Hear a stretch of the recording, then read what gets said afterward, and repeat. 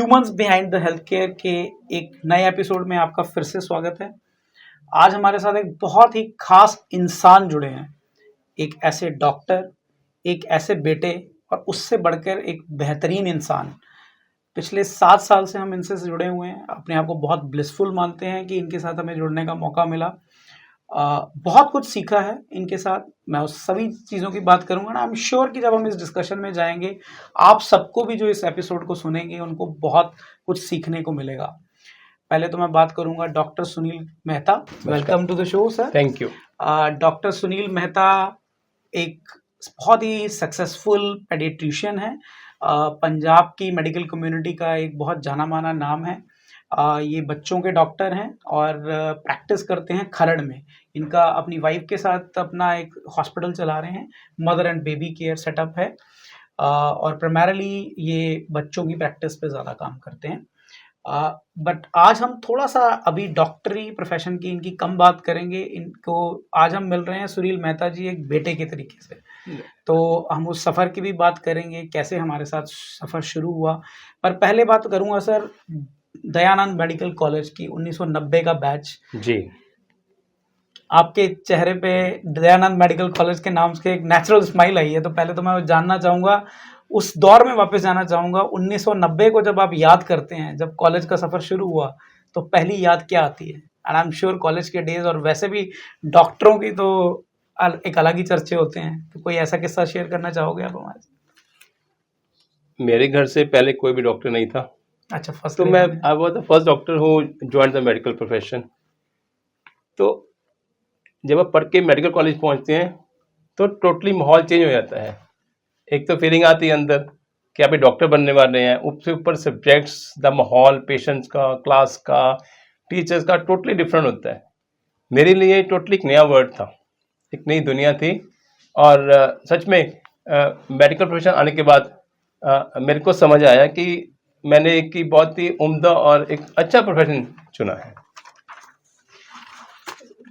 पहले जब college join किया, नए लोगों से मिले, चलो उस समय रैगिंग अलाउड थी, रैगिंग हमारी होती भी थी, अच्छी खासी रैगिंग हुई।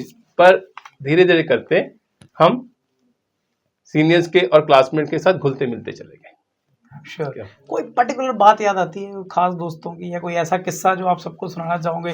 क्योंकि लोग डॉक्टर्स को जब देखते हैं in generally, of course you are blessed भी हैं और कहीं ना ब्लेस्ड सोल्स हैं फॉर श्योर। आप ह्यूमैनिटी के लिए काम कर रहे हैं, सर्विस इंडस्ट्री का पार्ट है, बट आपके अंदर का भी इंसान अल्टीमेटली तो बच्चा ही है। तो कोई ऐसी नटखट चीज़ बताओ जो लोगों को भी सुन के मज़ा आए। किस बारे में जानना चाहते हैं आप? मतलब अपना कोई किस्सा, यारी दोस्ती का किस्सा। और सबसे ज़्यादा तो डॉक्टर्स के कपल्स बनते हैं, तो इस बारे में आप कुछ कहना चाहेंगे? क्योंकि हम तो ये जानते हैं कि डॉक्टर हैं, तो डॉक्टर की मैरिज तो by the time they get I mean the graduation is complete, उससे पहले ही वो मेरा ये किस्सा है कि डॉक्टर नीरा जो मेरे वाइफ हैं, अभी गायनेकोलॉजिस्ट हैं। तो समाओ जब मैंने कॉलेज ज्वाइन किया तो almost he was the first person जिससे मेरी कोई बातचीत हुई या हमने आपस में कोई किसी चीज़ का पूछा। उस समय मैं नहीं पता था कि हम आगे जाके शादी भी कर सकते हैं, मिल भी सकते हैं। पर समाओ जब मैंने कॉलेज में, she was the first person जिनसे मिला, जिससे बातें की, उनके थोड़ा बहुत हमारी जान पहचान स्टार्ट हुई। तो वो मेरा एक सोच है या वो मूवमेंट है। मैं सोचता हूँ सेम बैच था, सेम क्लास थी, सेम बैच था। Okay, wonderful wonderful. तो ये इस किस्से में चलो हम पूरी डिटेल में बाद में आएंगे, बट अभी मैं उस मोमेंट को याद करता हूँ। मुझे याद है कि 2018 में जब शायद पहली बार आपकी मदर को एक स्ट्रक्चर्ड केयर की ज़रूरत पड़ी, तो मैंने आज जब अपनी टीम के साथ पूरा रिसर्च किया तो मुझे पता लगा कि आपने इंटरनेट पे पहली बार हमारी सर्विसेज के बारे में देखा था। और मुझे जब रिकैप याद आता है कि शायद मेरी भी उसके आसपास कभी आपसे बात हुई, तो मुझे लगता है कि मोर देन कि एक कस्टमर इंक्वायरी कर रहा था, एक बेटा अपनी माँ की जो फिक्र दिख रही थी कि वो कितने आप जेन्युइनली इस केयर से लिंक्ड थे, मैं उसके बारे में जानना चाहूँगा। क्योंकि मैं जानता हूँ कि मैं खुद भी बेटा हूँ, हम सब जो सुन रहे हैं बहुत से बेटे सुनेंगे, माँ के साथ एक स्पेशल बॉन्ड होता है एक बेटों का, राइट? और वो जो मोमेंट है जब आप रिकैप करते हैं कि माँ को जिसने हमें पैदा किया, हमें सब कुछ सिखाया, हमेशा हमारा सपोर्ट सिस्टम रहे। अचानक उनको ये देखना कि आज उनको भी केयर की ज़रूरत पड़ रही है और स्ट्रक्चर्ड केयर की शायद लंबे देर तक, तो पहला इमोशन क्या था? क्या आप सोच रहे थे उस टाइम पे?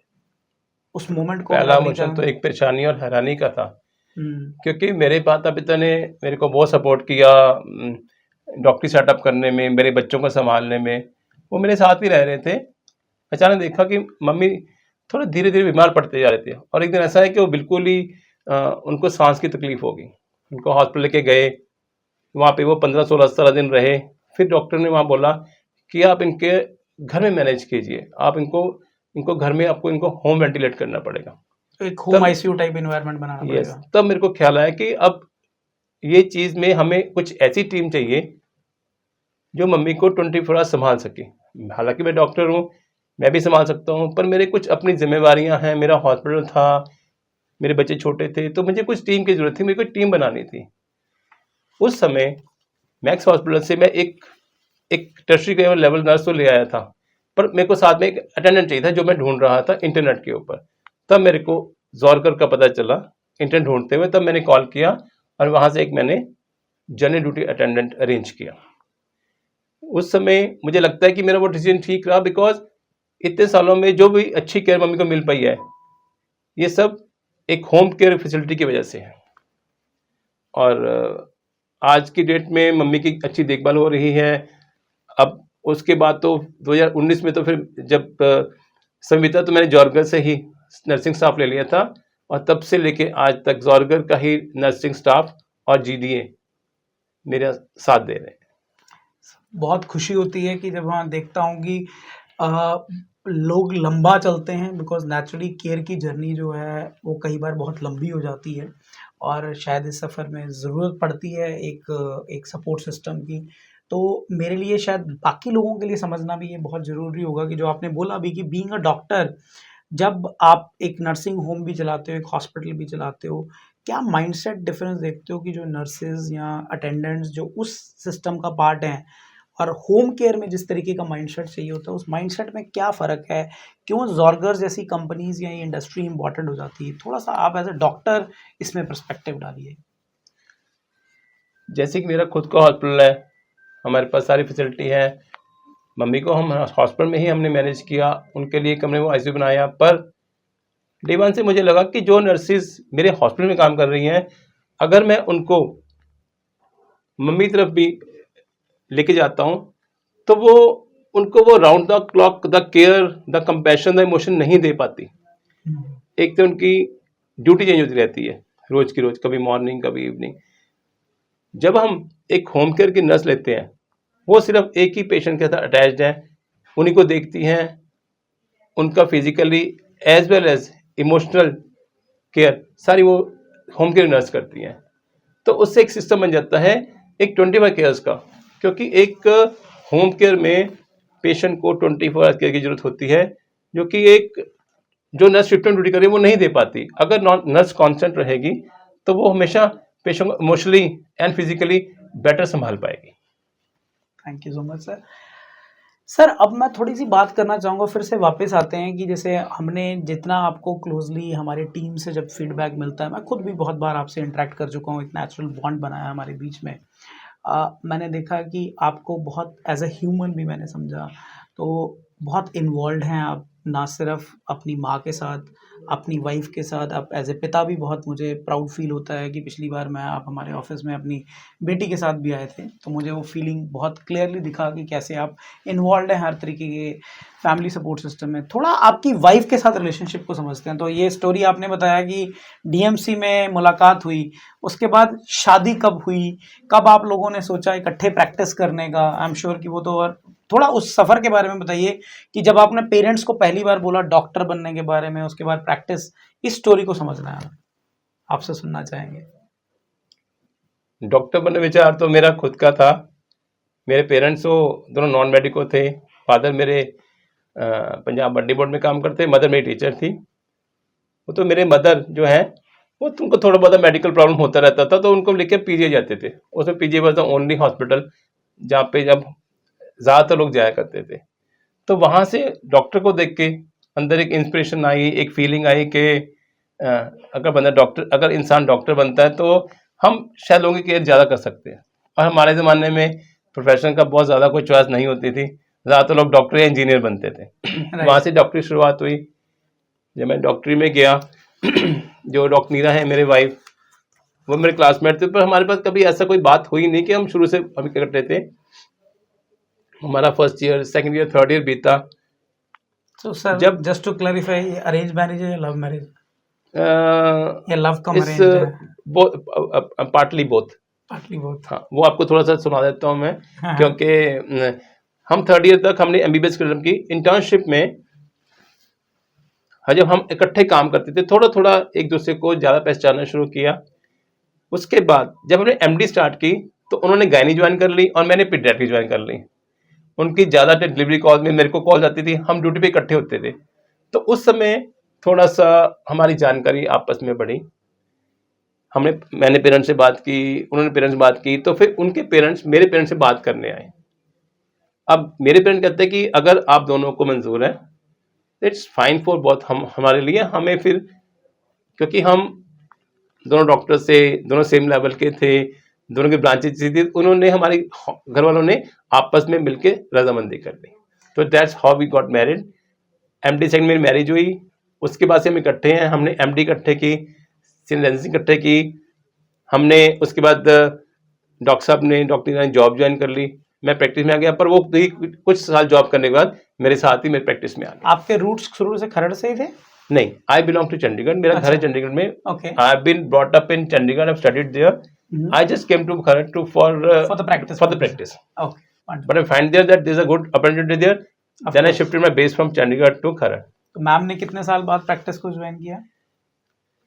I started my practice in 2004 and she joined me in 2014. Okay. For 10 years she was in government job. She was working there, but when I built my own hospital, then she joined me.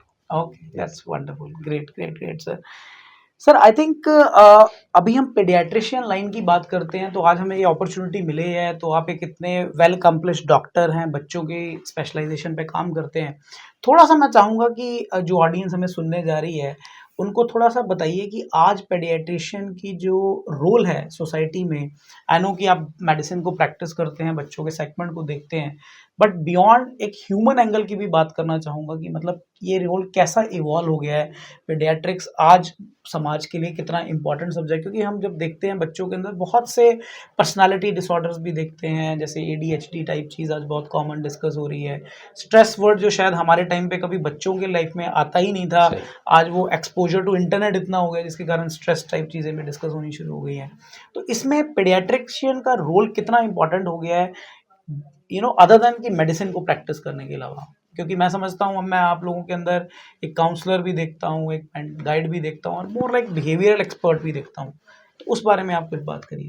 Paediatrician का पहले role तो हुआ करता था बच्चे देखना और उनका इलाज करना, बट टाइम बीतने के साथ साथ बहुत सारी प्रॉब्लम क्रॉप अप हो रही हैं।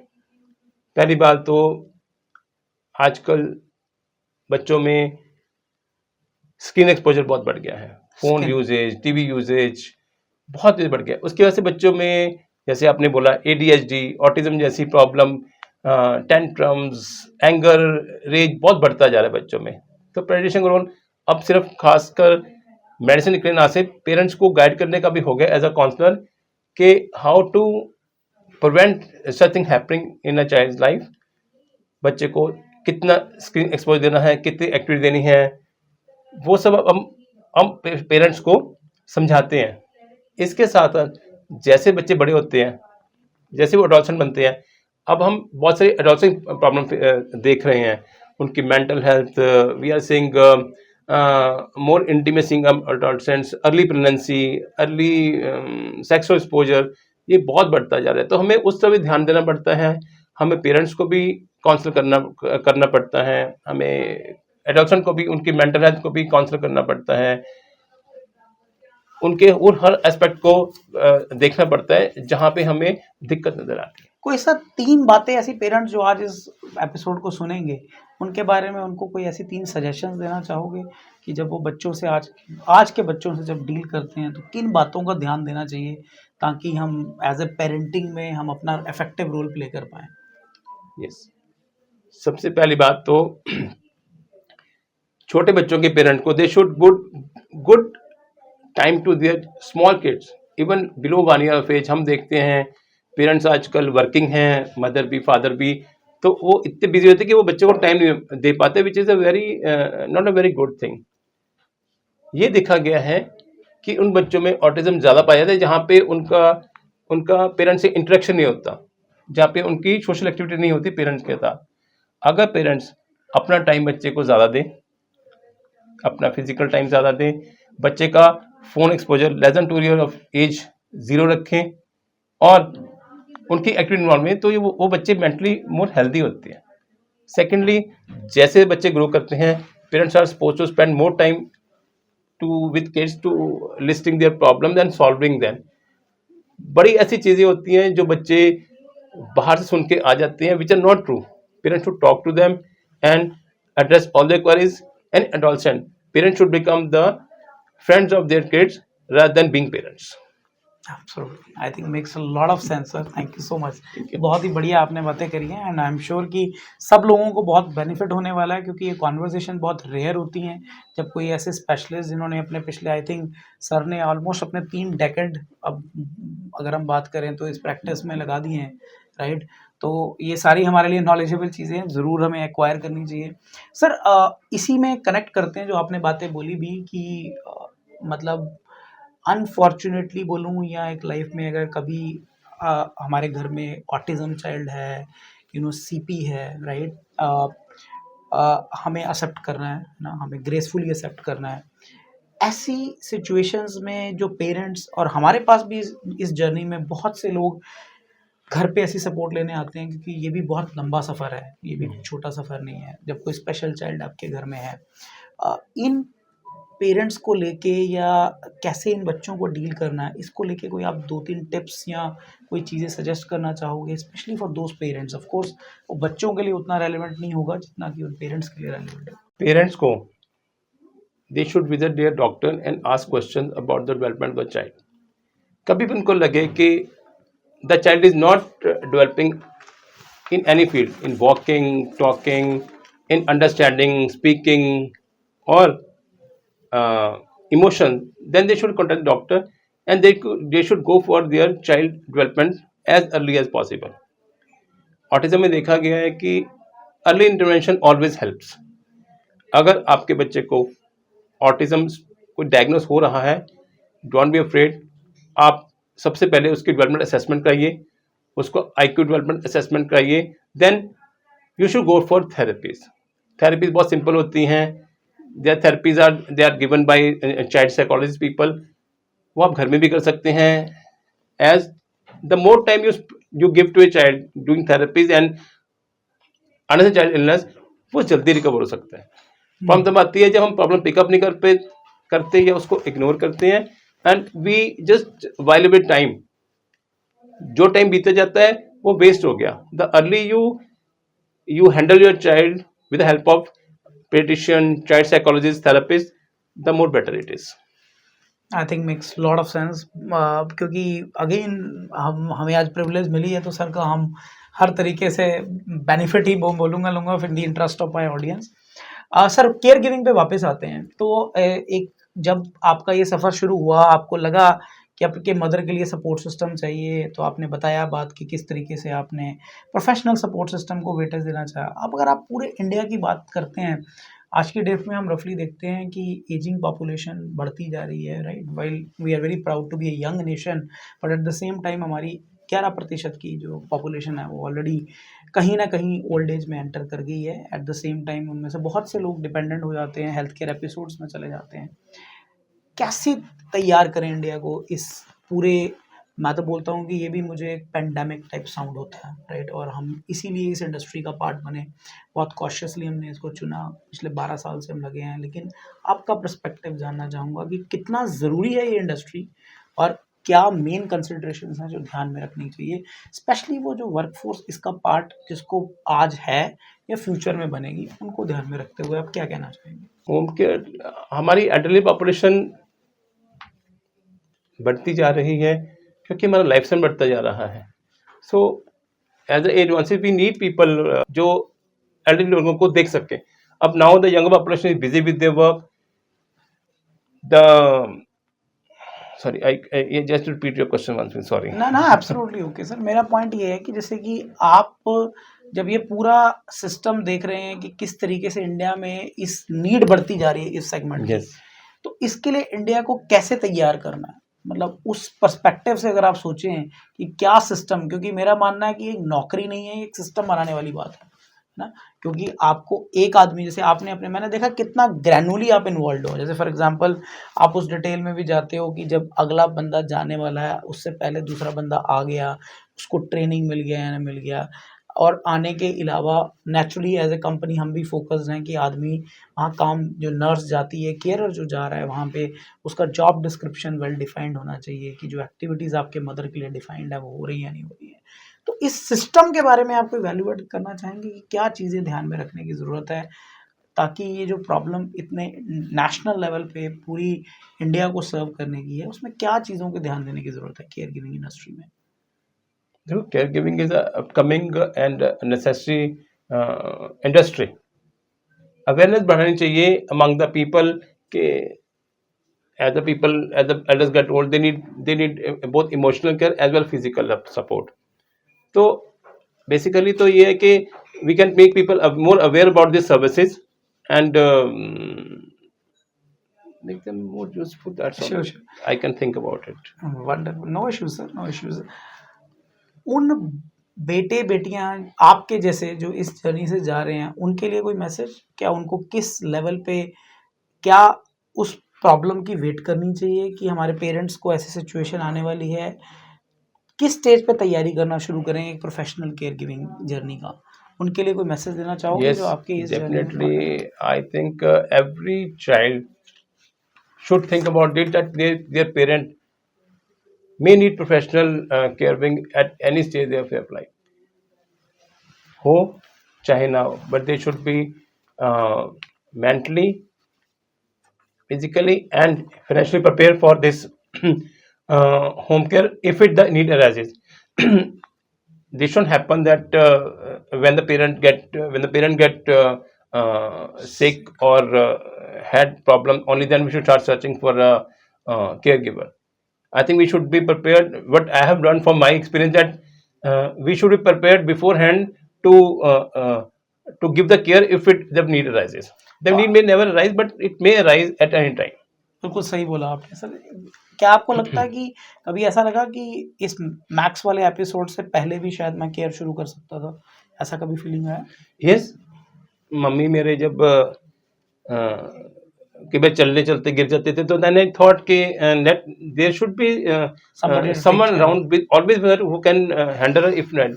I had people, I had helpers working with me when my mom wasn't able to walk properly. But when she suddenly fell so much sick that she can't walk around, then I shifted to professional care. Sir थोड़ा section को change करेंगे. मेरी team ने कुछ rapid fire type चीज़ एक बनाई है, बहुत सिंपल्स हैं. कुछ आप अपने दिमाग से जितना क्रिस्प एंड शॉर्ट वे में उसको आंसर कर सकते हैं, आप कर सकते हैं. आप जब मैं कोई क्वेश्चन बोलूँगा या बात कहूँगा तो आपने 30 सेकंड्स के अंदर अंदर जो आपके मन में आता है वो आप बोल सकते हो. ऑप्शन दोगे? हाँ, नहीं ऑप्शन ही, जैसे आपको मन में आता है. ठीक है. पीडियाट्रिक्स का टफेस्ट मोमेंट? डिलीवरी अटेंड करना. डिलीवरी अटेंड करना. क्यों लगता है सर? ऐसा इसलिए लगता है कि वो जो बच्चा पैदा होने उसको कुछ पता नहीं कि वो कैसे रिस्पॉन्ड करेगा, वो सांस लेगा कि नहीं लेगा, उसका हार्ट चल रहा नहीं चल रहा है, सब कुछ ठीक हो सकता है. I have seen many times कि सब कुछ ठीक हो सकता है before delivery. The objection will say कि डॉक्टर साहब सब ठीक है, हम डिलीवरी करना है. I have seen problem occurring in normal delivery also. The child is born and suddenly child is not breathing, has no heart rate. So I feel that is the toughest moment. There may be another one when during the sick children, when you have to consult the parent, but I think attending a delivery is one of the very scariest moments for a pediatrician. Second question, आपके mother के साथ आपको सबसे ज्यादा moment क्या याद रहेगा? I know as being a son बड़ा इमोशनल क्वेश्चन है ये. I think when I used to listen to her stories, when she used to tell us stories, first of all, yes, and I used to sleep with her when I was small. I think that was my best time. Okay, माँ की गोद As a small child. Okay, wonderful sir, wonderful. So I could see so much love and emotions in your eyes. Thank you. If not a doctor, what would you be? I would have either a writer or a comedian. Writer or comedian? Or Wonderful, comedian, Sumant. yes. I तो love इस to बात crack पे box. इस बात में पहले मैं pause लूंगा सर, कोई जोक हो जाए या जो भी आपको लगता है. जोक तो बट आई नो मैं इंस्टेंट आपके, बनाता हूँ. आई नो आपका ह्यूमर वैसे ही जैसे आपने बताया अभी कि आप कैसे हमारे सिस्टम में इंटरेक्ट हाँ. करते हैं. मैं तो जोक तो इंस्टेंट बनाता हूँ ह्यूमर खड़े खड़े. But I used to I tell every small joke to every हाँ. nurse who comes to look after mother के जी. एक नर्स थी और वो एक पेशेंट था, उसको अटेंड कर रही थी. पेशेंट सो रहा था तो she went to patient and said, उठो उठो, तो नींद की दवाई लेना भूल गए. Wonderful. Next, sir, your advice to every Indian parent. Put lot of moral values in your child so that they can attend you when you get old. One quality every caregiver must have. Compassion and emotional support to the patient. Thank you so much, you mean brilliant. बहुत बढ़िया आपने answer किया हर चीज़ को. Thank you. Thank you so much. I think बहुत बहुत बहुत gratitude है sir कि आज हमें आपने हमें टाइम दिया. बहुत कुछ सीखने को मिला. आपकी कहानी एक डॉक्टर से ज़्यादा, मैं फिर से रिपीट करता हूँ, आज हमारा पॉइंट एक डॉक्टर से मिलने का नहीं था, बल्कि वो हमारे लिए Thank you. Value added service है. जो भी हम आपसे ज्ञान ले पाए by virtue of you know so much immense knowledge in your subject. But उसके बियॉन्ड हम एक बेटे से मिलना चाहते थे, एक ऐसे इंसान से मिलना चाहते हैं जो अंदर से इतना स्वीट है, फुल ऑफ कंपैशन है. शायद वही चीज़, वही संस्कार, इसीलिए मैं बोलता हूँ कि केयर जो है वो एक सर्विस नहीं है. शायद आपसे मिलके मैंने ये सीखा कि केयर एक संस्कार है, और शायद ये संस्कार कहीं आपके पेरेंट्स से आपके अंदर आए हैं, या आप बाय डिफ़ॉल्ट आगे भी आप वही ब्लॉसम कर रहे हो. Thank you so Thank you, much. Mitchell. Thanks you once again. Thank you. यहीं मैं अपना humans behind the health care का एपिसोड, स्पेशल एपिसोड यहीं पे ख़त्म करना चाहूँगा. एक बार फिर मिलेंगे नेक्स्ट एपिसोड के साथ, एक नई स्टोरी को समझेंगे कि किस तरीके से हेल्थ केयर जो है वो सिर्फ डॉक्टर्स, मशीनों, डायग्नोस्टिक के अराउंड नहीं है, लेकिन हर उस इंसान के अराउंड है जो पूरे जज्बात के साथ इसके अंदर जुड़ा हुआ है. Thank you so much. खुश रहिए और स्वस्थ रहिए. Thank you so much. Thank you.